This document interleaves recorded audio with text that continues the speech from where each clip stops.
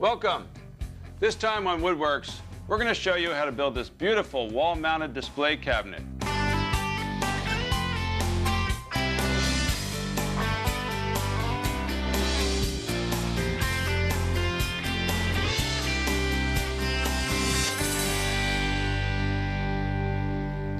Hi, I'm D.Marks. Welcome to Woodworks.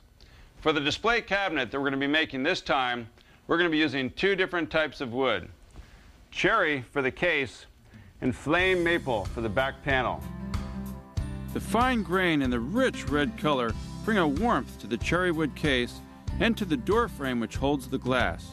In contrast, the figured grain of the maple in the back panel shows off a tight curl that has an electric quality to it.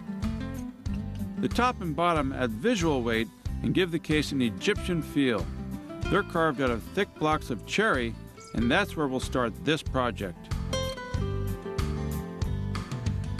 Here's an example of the top of our display cabinet.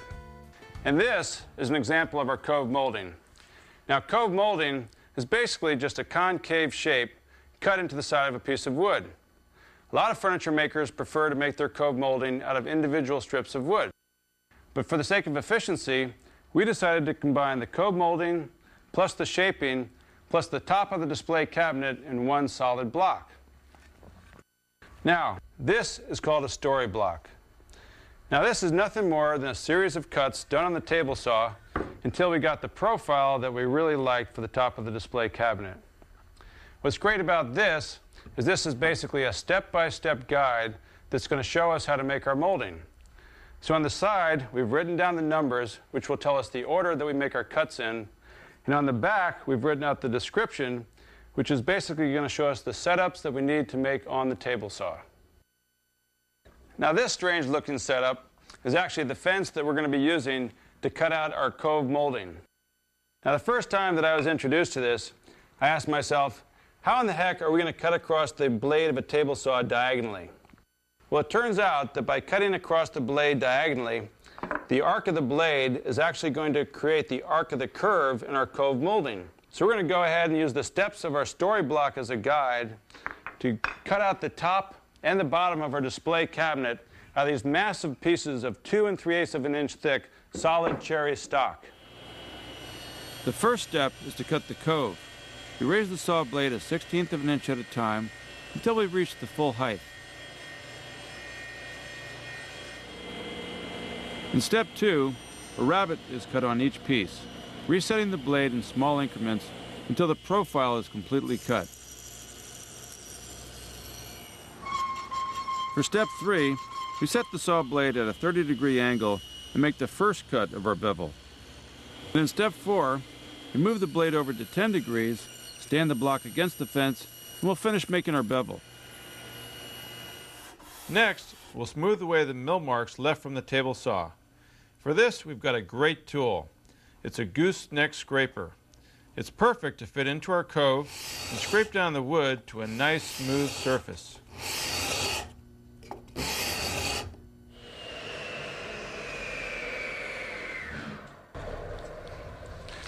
Okay, we finished milling the last of the sides for our display cabinet. Now here is an example of the casework for our project. We're going to be using some biscuit joinery to attach the sides to the top and to the bottom. Now over here is the top of our display cabinet that we milled up earlier. Did the shaping on the sides, we made some pencil marks there, we've laid it out so we know exactly where to do our joinery. So we're going to go ahead and position our biscuit cutter exactly on the center lines and go ahead and mill out our slots for the joinery.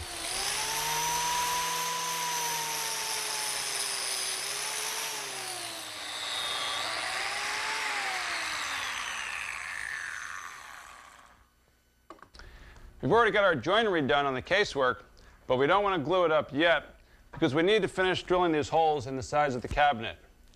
Now, it's important that these holes line up so that our glass shelves sit nice and level.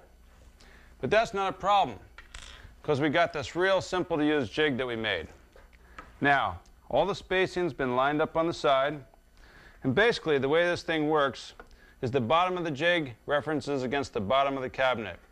The side of the jig references against the side of the cabinet. That will ensure that all of our reference points remain the same. We put a little bit of double stick tape on the bottom, and that's going to be real helpful too, because it'll just make sure that when we put it on here, it's not going to slip. All right, got all these lined up. Oh, one last thing to remember. We've already set the depth gauge on the drill press, and that's real important because what you don't want to do is end up drilling your hole through the side of the cabinet wall. Once the holes are drilled, we get the case ready for glue-up. Biscuit joinery is strong enough for the case at this point. It's important that the corners are square so that the back frame and panel will fit in easily later on. And a good fit will make that case even stronger. For more information on making this display cabinet, check out our website at DIYnet.com. When we return, we'll make a beautiful flame maple panel for our display case.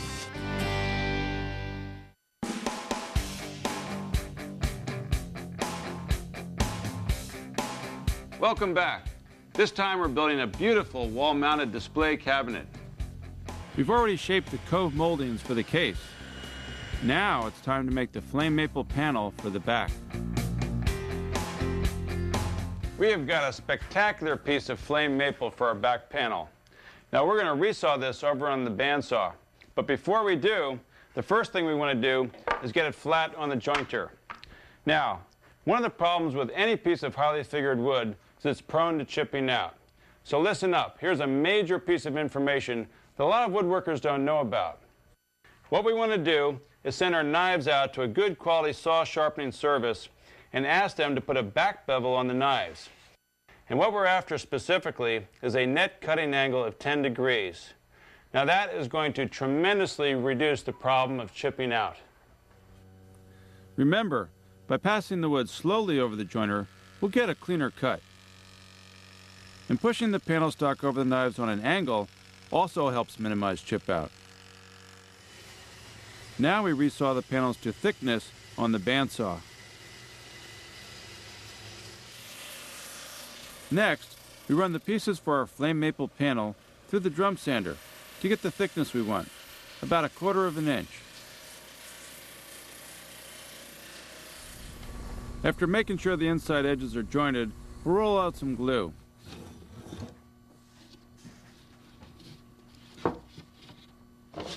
Lay the matching edges together and clamp it.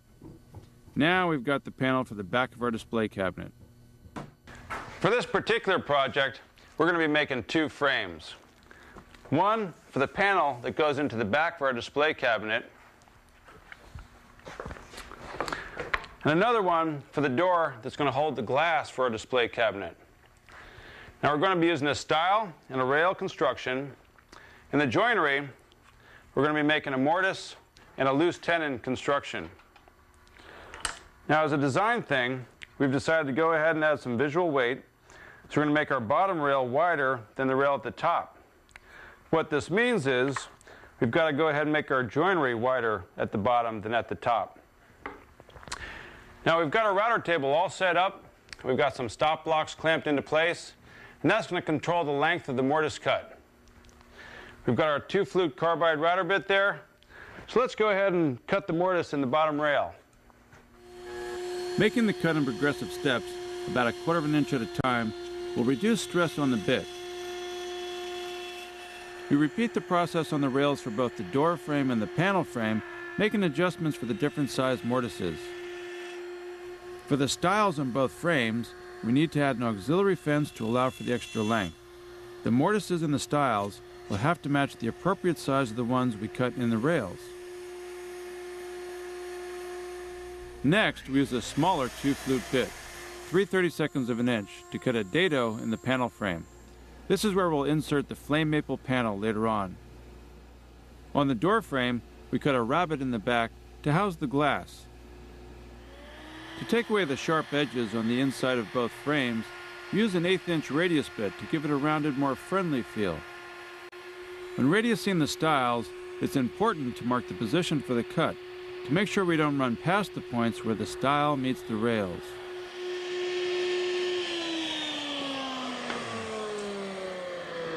This is our tenon stock here. Now we've previously milled it to thickness on the planer, and then we ripped it to width on the table saw. Now what we just did was to use an 1/8 inch radius bit on the router table, and what this did was to just sort of subtly soften and round the edges of our tenon stock. What this is going to do is ensure that it fits the rounded corners of our mortise. See? Now that gives us a good snug fit. Okay, our next step is to go ahead and cut it to length on the table saw. With the different sized mortises in our two frames, we'll end up making 3 sizes that match the mortises. Now we can glue up the frame for the door. The stiles and rails can be secured by clamping right across the joints. The glue is dry on our panel that's going to go into the frame for the back of the display cabinet. We're just taking some final passes here with a scraper. And this will get rid of the scratches left by the drum sander. Well, you can really see the depth of the curl of that flame maple coming out. Now let's take this over to the table saw. We'll go ahead and trim this to size. Make sure it fits into our frame.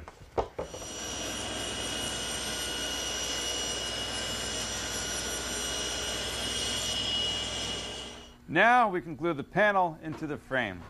We want to be sure to only put glue in the mortises and on the tenons, not in the dado, so the panel has room to expand and contract. This is looking good. We'll give this a couple of hours for the glue to set. And now we'll work on our door frame. We've already had some time for this, for the glue to dry. And next, we're going to route a decorative bead along this inside edge of the door frame. We're going to do that with a handheld router. Now we're ready to go ahead and route the bead along this inside edge. What that's going to do is give us a really nice shadow line. That'll just give you something for your eye to follow. Here's a router with a customized base plate, and we've got a dowel glued in here, which is going to act as a bearing, and that'll travel along the inside edge of the frame and make sure that our V-bit is maintained at 3/16 of an inch. That'll make sure we have a nice, accurate cut.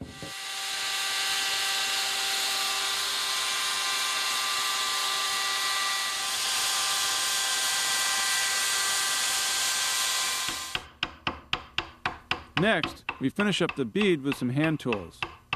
A V-gouge squares up the bead in the corners, and a fine Italian riffler file adds detail to the work. Coming up next on Woodworks, installing our hinges the easy way.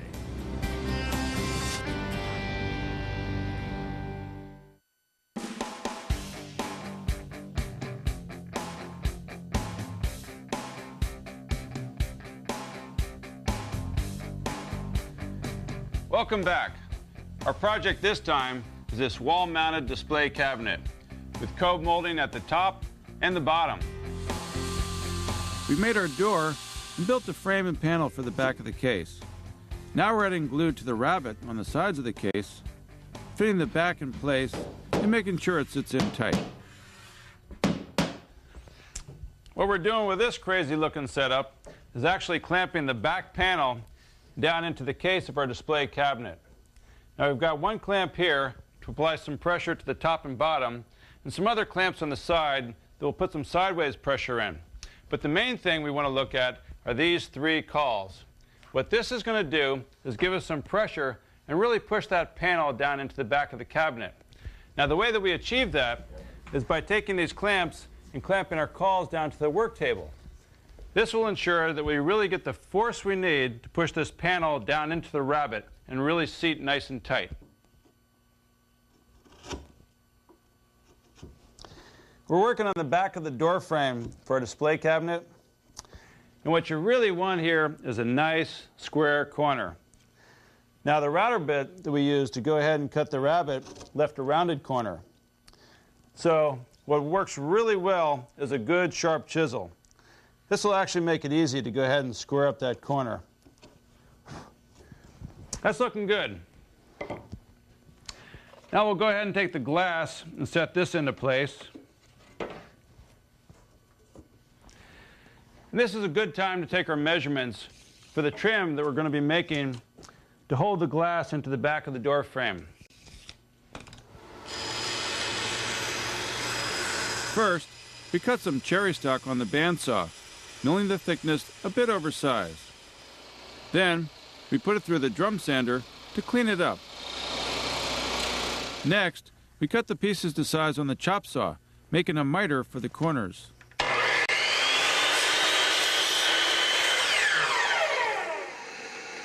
And finally, on the drill press, we make the holes for the pins that will hold the trim to the door frame.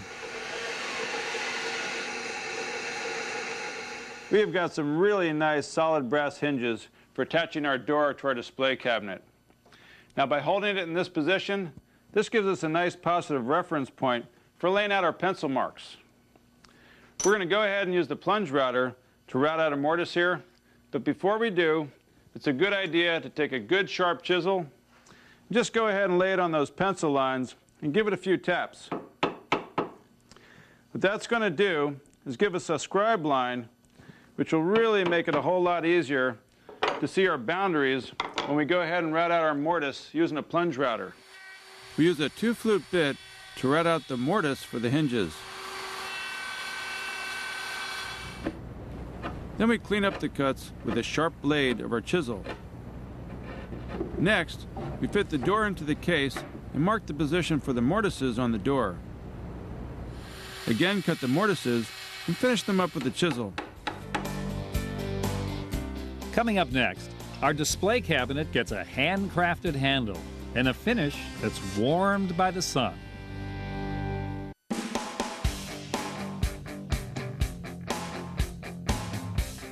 Welcome back. Our display cabinet is almost complete. For more details on making this display cabinet, go to our website at DIYnet.com. We've glued our flame maple back to the case and fit the case and door with hinges. Now we're ready to add the finishing touches. We're screwing on our solid brass hinges to our display cabinet case. This way we can go ahead and test fit our door to make sure that it's well articulated and opens and closes real nice. Okay. Now, for one of our final touches, we're going to add this solid cherry handle that we've already cut out on the scroll saw. We've cut these curves into the top and bottom of our handle, and this is going to echo the curves of our cove moldings at the top and bottom of our display cabinet. This is really going to add a lot of warmth and beauty to the cabinet. Really give it that sort of handcrafted feel. After a once-over to check details, we put on a tung oil finish. It will take about 4 coats of tung oil, drying and buffing in between each, to get a good-looking finish. We're going to set this outside to dry because cherry, exposed to the sun, oxidizes to a beautiful deep red color.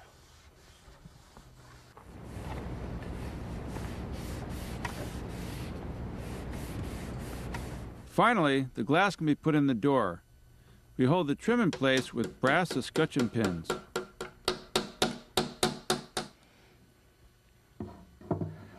Okay, we're just setting our last glass shelf into place. And guess what? It sits level. The drill jig worked. We knew it would. So, you know what? It's a great feeling to be at this stage and to see the whole piece come together. It really turned out nicely. Beautiful piece. The lively grain of the flame maple back panel looks great next to the rich red tones of the cherry, and the elegant large curves at the top and bottom set against the thin lines of the door frame really make this an inviting piece. One last thing. To hang our display cabinet to the wall, we're going to use this. This is called a French cleat. This is going to screw to the wall, and then our cabinet's going to drop on the back, easy and strong. So that about wraps it up for our display cabinet. I'm D.Marks. We'll see you right here next time on Woodworks.